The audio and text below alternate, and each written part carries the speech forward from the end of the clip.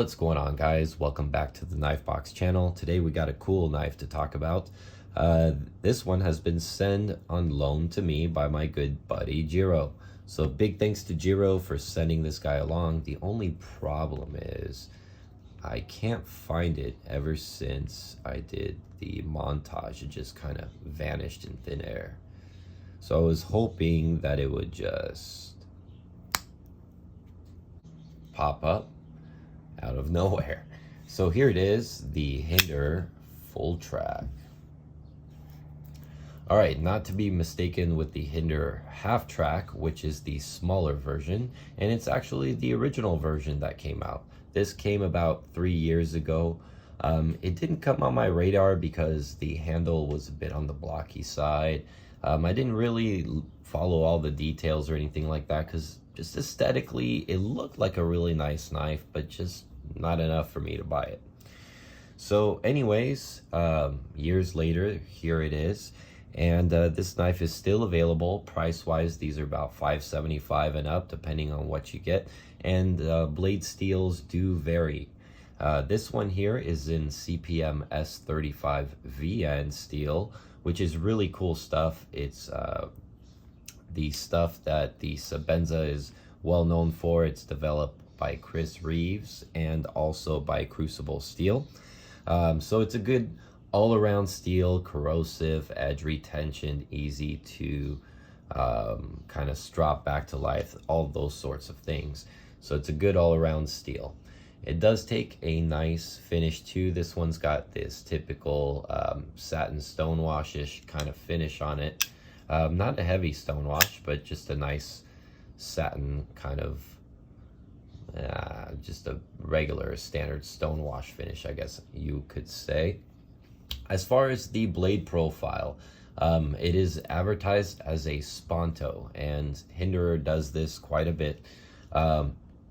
So what we have as far as the Sponto is we have this false edge right up here that kind of resembles a spear point, and then you have this kind of compound grind here. Let me show you guys up a little bit closer so you can see there is a little bit of a compound grind to the front, which kind of mimics a Tanto profile.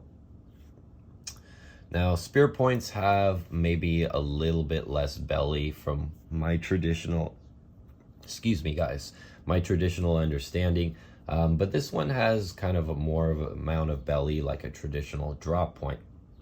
Another cool thing about a lot of Tanto profiles is that you get a secondary little point edge right here at the corner. This one does not have that. It's more to me of a drop point with a compound grind for the tip. So nonetheless, it's very nicely ground. It is a flat grind, kind of a saber grind, I guess you could say. You got a nice thick fuller. Here's your blade stock right up at the top, and kind of a cool touch. You can see the little bronze finish here on the jimping, and it's really nicely done. It's got a good amount of grip, but it is nicely chamfered as well as the rest of the blade. No sharp edges except where they're supposed to be. Speaking of the factory edge, the bevels look nice. Again, it doesn't really, it kind of lacks that Tanto look to me, other than having kind of a bit of a compound grind. You do have this forward finger choil. It's a nice and safe forward finger choil, meaning it doesn't have an edge sticking out, so you don't really risk too much of cutting the edge of your finger there. It does index really well in the hand, and I was quite surprised because it does look a little bit big and bulky, but when you actually get it in the hand, it's really not quite as large as it appears to be. So that's kind of a nice surprise. Even in the traditional grip, my thumb lands right up at the top of the ramp here, so that's kind of a nice touch. And I do like the fuller as well, which is just to lighten up the blade, and I'm sure for some aesthetics purposes. This one is a flipper design, and it does have the tri-way pivot.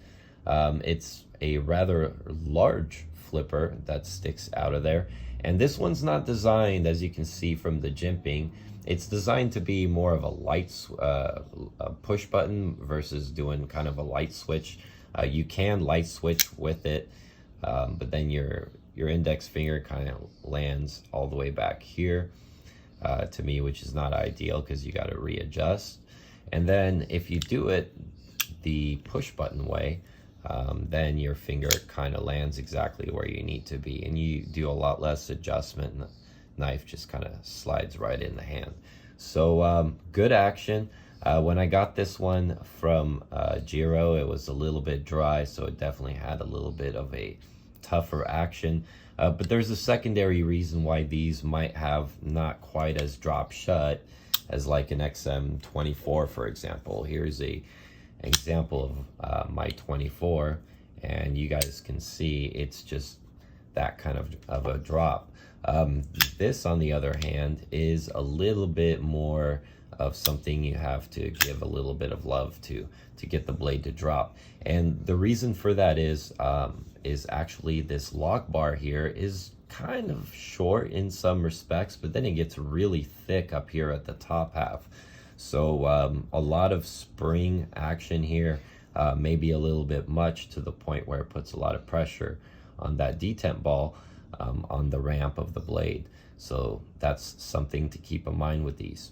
Now onto the pivot area. Like I mentioned, you can run the tri-way pivot on this knife, which means you can run phosphor bronze washers, you can run nylon washers, and you can run the current steel ball bearings.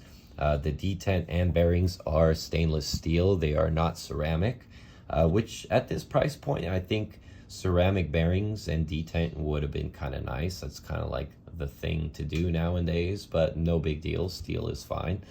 And then there's another thing that you'll notice, because it's kind of, your eye just gets drawn to it, which is this thing right here, which you just keep telling yourself, what the hell is that? So I'll go ahead and show you. It is actually the tool, and that's one of the things that makes this knife really, really damn cool. So you'll notice there's a spring. It is spring loaded, and it is also held in by detent. That's what those little holes are right there, is for the detent. And this little tip right here will take down everything, from the pocket clip to these inlays, which I'll show you why in just a second, to the pivots and the back screws right here. Really, really cool, very innovative, and super, super cool way of doing it. Now, another thing that's different from the traditional Hinderers, you remember the good old spanner tool that you needed to buy for your XM.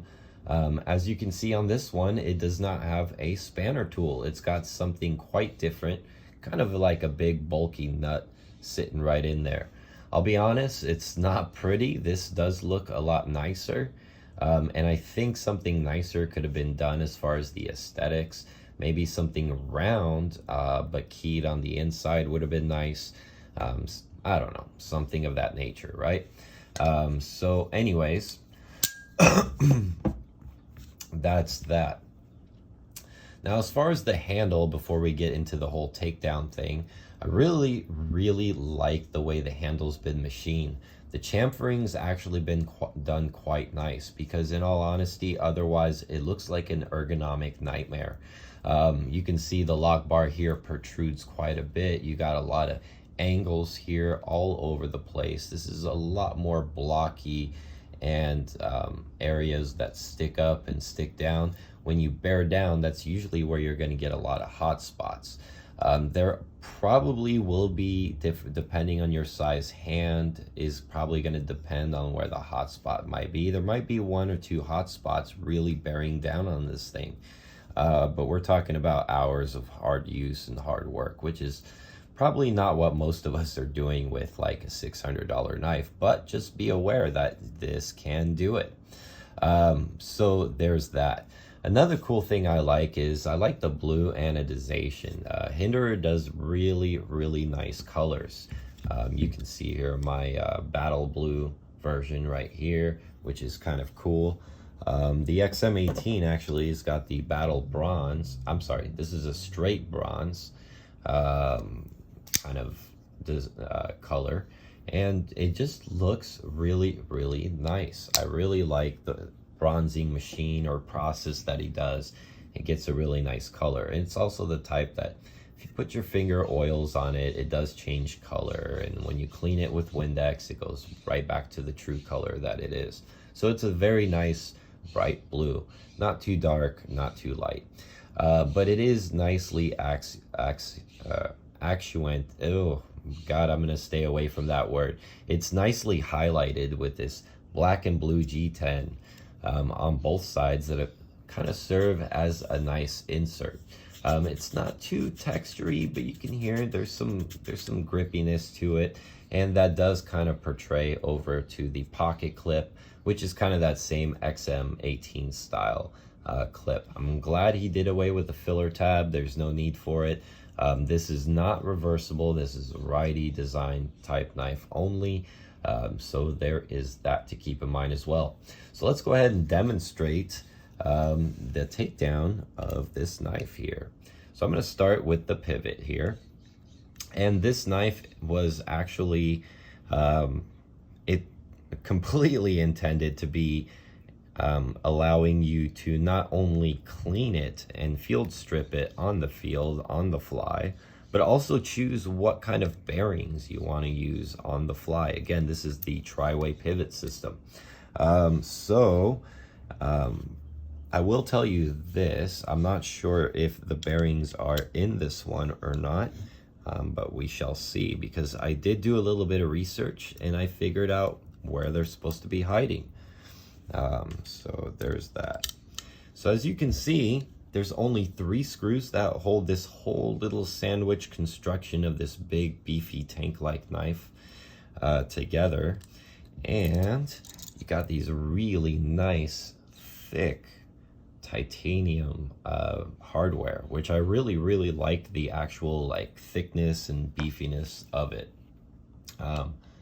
The construction kind of nice and tight. You can tell the machining was done right. Let's get this guy apart here, and there you go. So there's this side, and let's look on the inside. So what's cool about this knife here, just to highlight on the inside, you got the hidden lock bar pin, which is really cool. I love it when they do that with knives. Let me see here. You can see here on my Hinderer XM18, the pin is actually exposed. It's right here in the back. On this one, it's actually hidden away right here on the pivot side, which is really, really darn cool. Another thing that's cool is the steel lock bar insert. If the detent is messed up or whatnot, the ball's pressed in here, so it's just a matter of replacing the steel lock bar insert. I do like the shape of it and the way that it's keyed into place, and it also acts as an over travel stop. Not to mention that on this side, this G10 kind of does the same thing and capture the lock bar right on the inside. And you can see the relief cut of the lock bar right here. However, back to my main point, you can tell by the thickness right up here, there's basically no spring, and the only spring or give you're gonna get is probably gonna start right about here.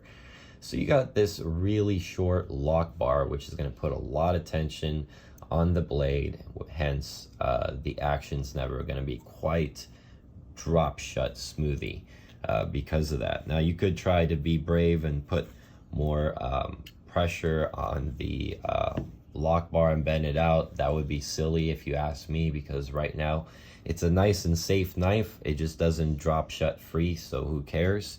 It functions well and does exactly what it's supposed to be.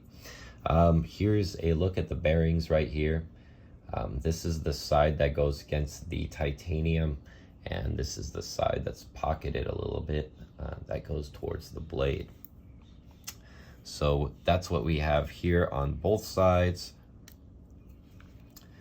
This pin comes out, this comes through right here, and you can see it's all keyed in there, which is actually really quite cool.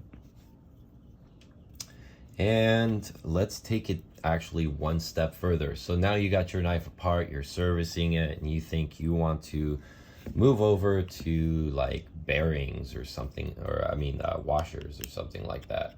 So basically what you do, believe it or not, this little tip right here also fits in these little screws.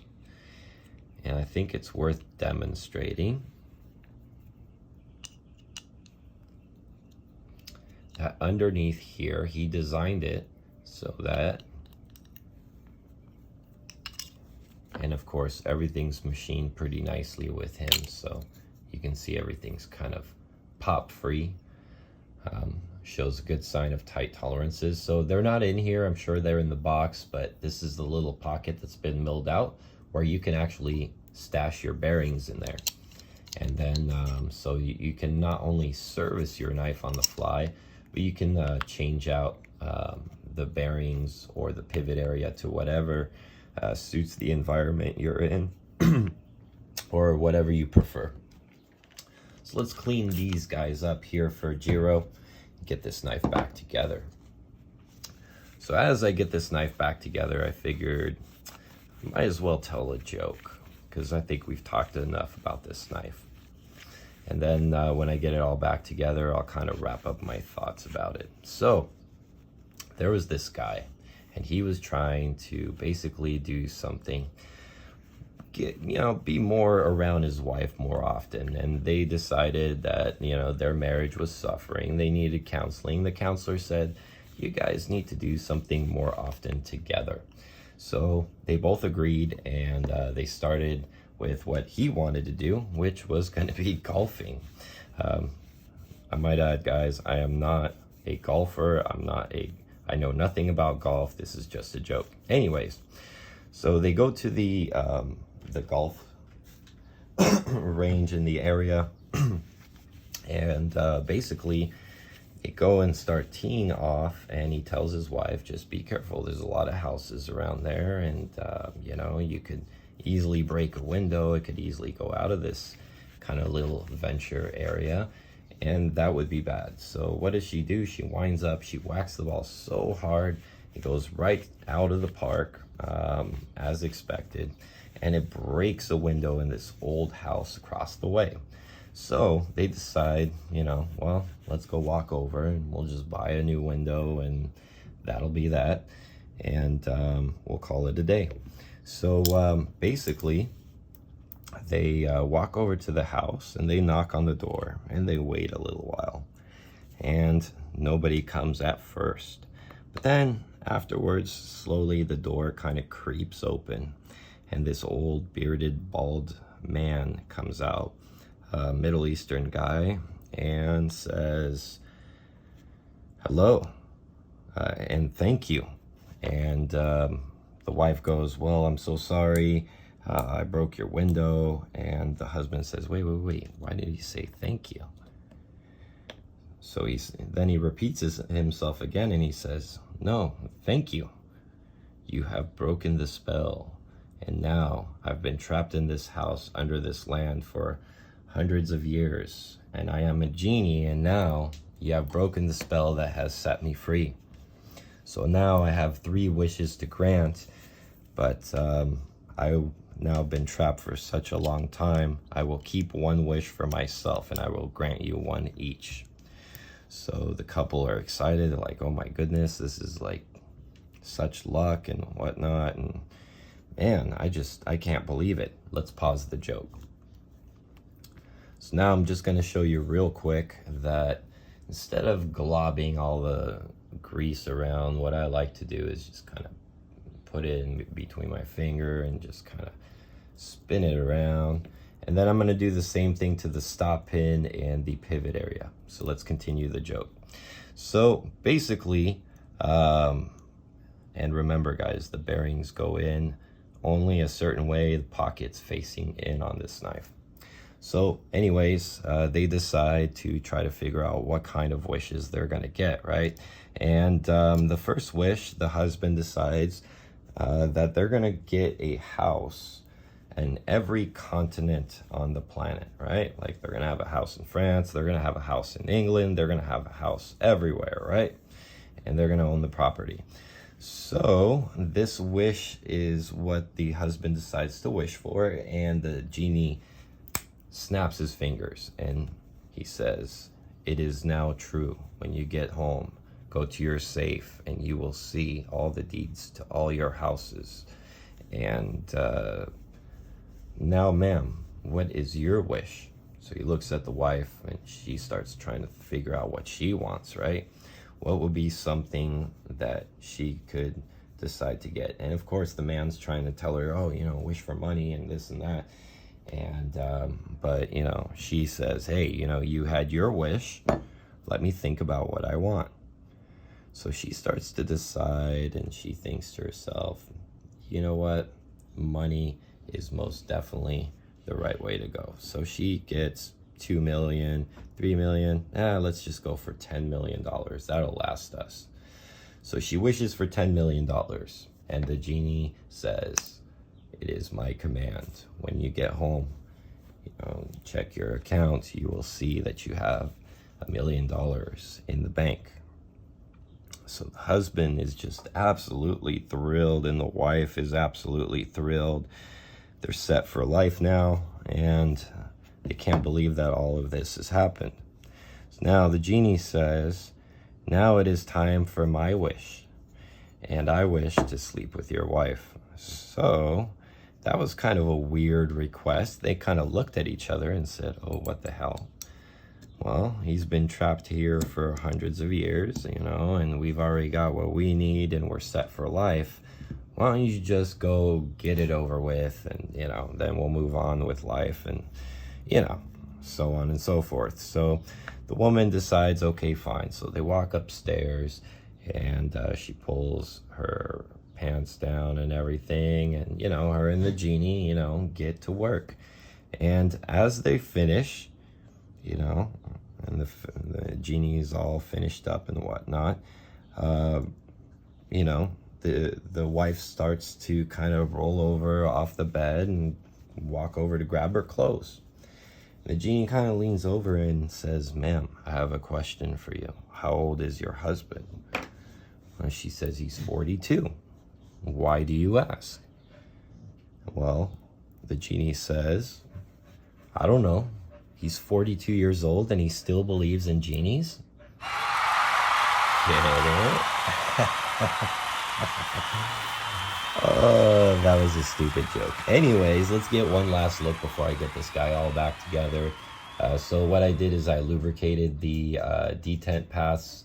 I saw this little thing right here. I just put oil in it for some reason. I did oil this little bar right here and the stop pin.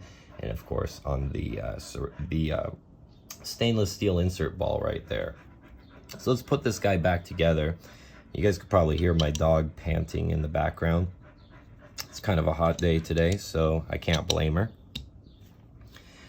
Everything kind of just snaps back together fairly easily on this knife, which is something else I like. It's very user-friendly. Like, you don't have to be a scientist of any sort or understand tolerances. Like, you know, there's some of those custom knives, you get them apart, and if the scales aren't the right tension from front to rear and everything's not lined up just right, it's kind of a big deal. It messes up like the whole idea of the knife and everything. So anyways, hey, you stop panning over there. I'm trying to do this video. So anyways, let's get this thing back together here. Now that we got pretty much everything clean and lubricated, what I'm going to do is I'm going to start from the back side. There is something to do with alignment from the scales, making sure that, of course, they're perpendicular to each other.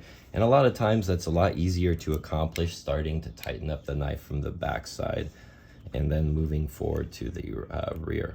Now, with this knife, I am not going to use any Loctite because I believe that these larger type of screws and this kind of design is made on purpose this way. You're not supposed to crank any of this really hard. The knife's supposed to take down fairly easily, so there's no need to do the Loctite and all that stuff, and it'll never move again. As a matter of fact, just by the way that this thing's constructed, I would just say that this thing's gonna be pretty good to go as is. So usually I'll go kind of nice hand tight, and then I'll break it back a little bit and then kind of feel around where I want it to be. That kind of sets the front of the scales forward and then kind of locks them back into place.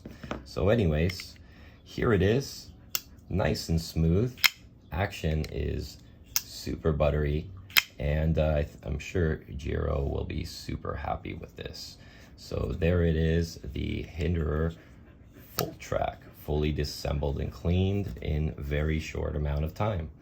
So let me go ahead and set this back into place, and there you have it. But we'll catch you guys all on the way. We haven't done, yeah, no, we're done.